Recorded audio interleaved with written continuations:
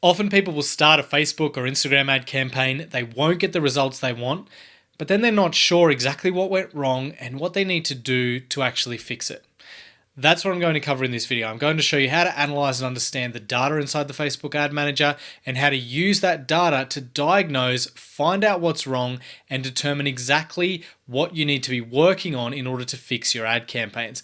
This video is going to save you a ton of time, a ton of stress, and hopefully a few grey hairs as well. So yes, it seems super nerdy and boring, but trust me, this is worth your time. If you're going to learn one thing about Facebook ads, it's how to actually understand and utilize the data that you get from them. So first we're going to talk about the most important metrics, what they are, what they mean, and why they're actually important. And then we're going to talk about how to actually use each of those metrics and how to use them in a way that tells you what to do next, so you're not guessing. But before we dive into the first metric, please, if you enjoy this video, give it a thumbs up. That's all I ask. It means a lot to me. It really helps this channel grow. If you want to hear more from me, hit the subscribe button, hit that little bell, and you'll get notified whenever I post a new video or go live on my channel. All right, we got that out of the way. Now let's jump in and talk about the first metric, which is an impression. So whenever anybody sees one of your ads on Facebook or on Instagram, that's called an impression. And the most common way that Facebook charges advertisers is per impression. So there's a metric called CPM. And CPM stands for cost per mil. Now that sounds weird, I know. Mil actually is Latin for thousand. So CPM is cost per thousand impressions. So your CPM is telling you how much Facebook is charging you for every 1,000 impressions, or for every 1,000 times your ad is shown inside the Facebook news feed, Instagram feed, or on any other placement. That's the first thing you need to understand is CPM, because it's the basis of how you're going to be charged for your Facebook ads. So for every 1,000 impressions we get on the platform, a certain percentage of people are actually going to click on our ads somewhere. Not necessarily the links, but they could click the like button. They could click the see more button in order to see more of your text. They could be clicking to add a comment. They could be clicking to hide the ad, who knows? But a certain percentage of people are going to be clicking somewhere on our ads. The metric that this is tracked through is called clicks all. And this metric tracks all clicks on our ads no matter what the click is. So that's the clicks all metric. So just to reiterate that, the clicks all metric is tracking all clicks on our ads, not just clicks on links. Clicks on links are included as part of that metric, but they're not the only thing inside our clicks all metric. It's any click anywhere on the ad. So a certain percentage are going to click somewhere on our ad, and that's known as the click-through rate. So the click-through rate is a really easy calculation. All you need to do is take the total clicks divided by the number of impressions. That's going to give you your click-through rate all. So to give an example, if you have 10,000 impressions and 500 clicks, you would do 500 divided by 10,000, which is 0.05 or 5%. So that would give you a 5% click-through rate. Now from that, a certain percentage of those clicks are going to be clicks on your links, and those are what we really want. So the clicks on our links are measured using a different metric, and that's our link click-through rate. So you've got your clicks all, which measures all clicks anywhere on the ad, and then you've got your link clicks, which just counts people who've clicked on a link inside your ad.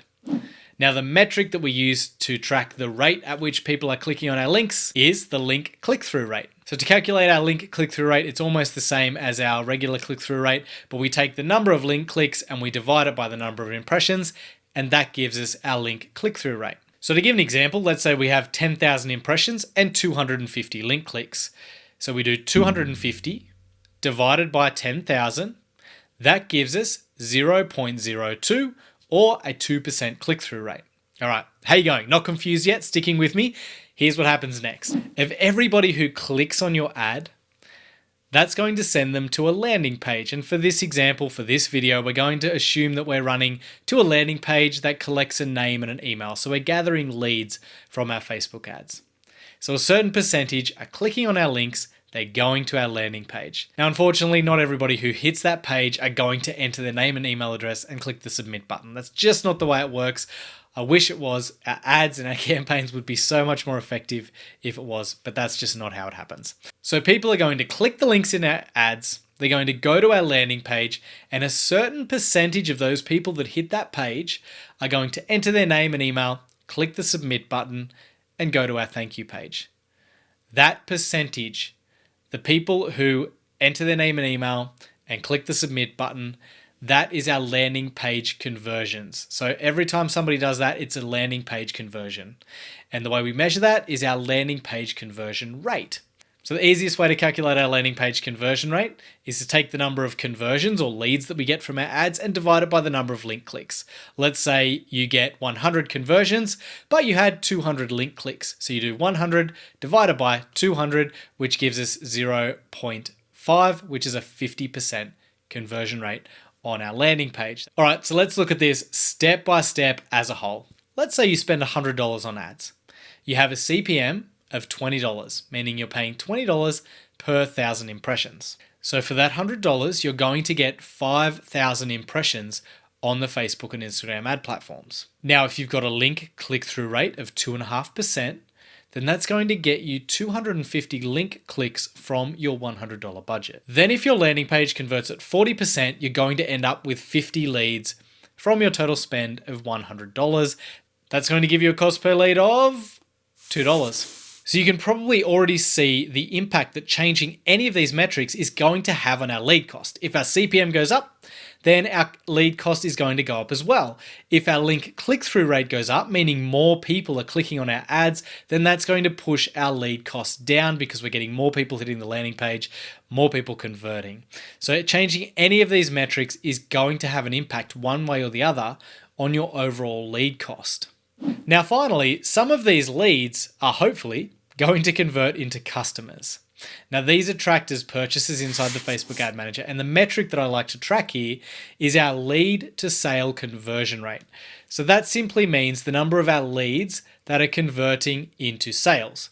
And the way that I calculate that is simply the number of purchases divided by the number of leads. For example, if we bring in 1,000 leads, and you get 50 sales from those 1,000 leads, then you simply do 50 divided by 1,000, which gives you 0.05 or a 5% lead to sale conversion rate.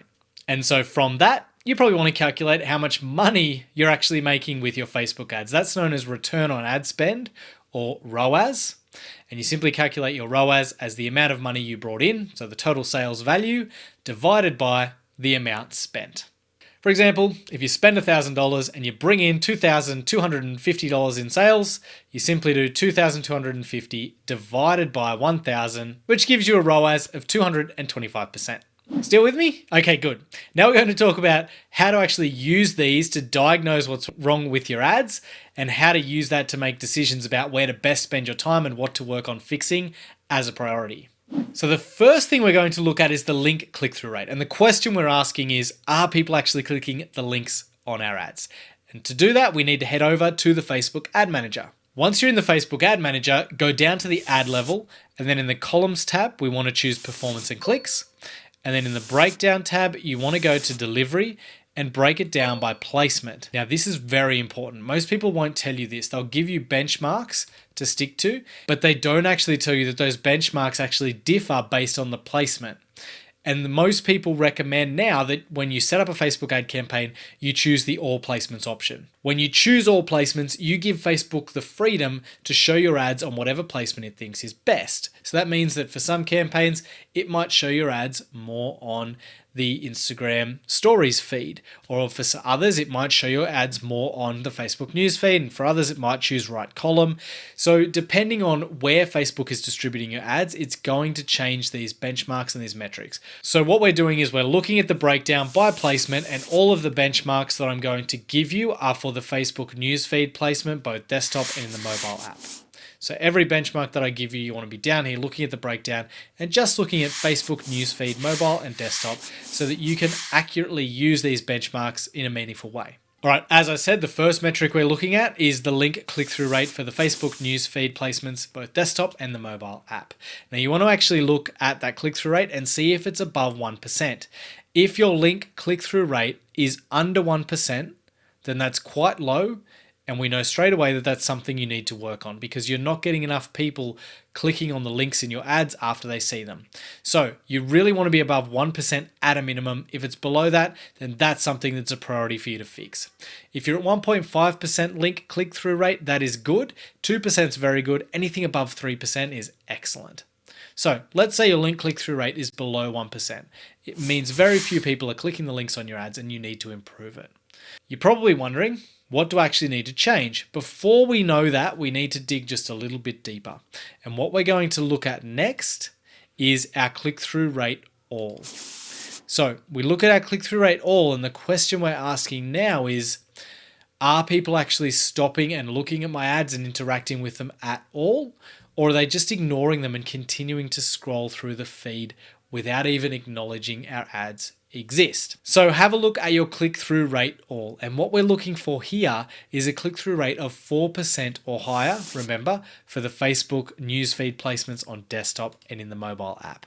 So if that's the case, if you've got a click-through rate all of below 4%, you need to work on your creative. We know that the problem is your image or your video because it's not doing its job of getting people to stop scrolling, pay attention to your ad, and take action.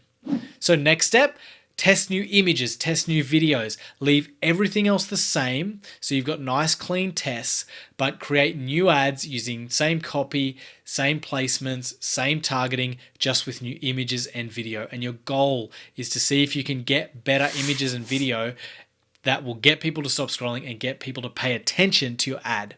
Okay, so let's say you do have a click-through rate all of above 4%, but your link click-through rate is below 1%.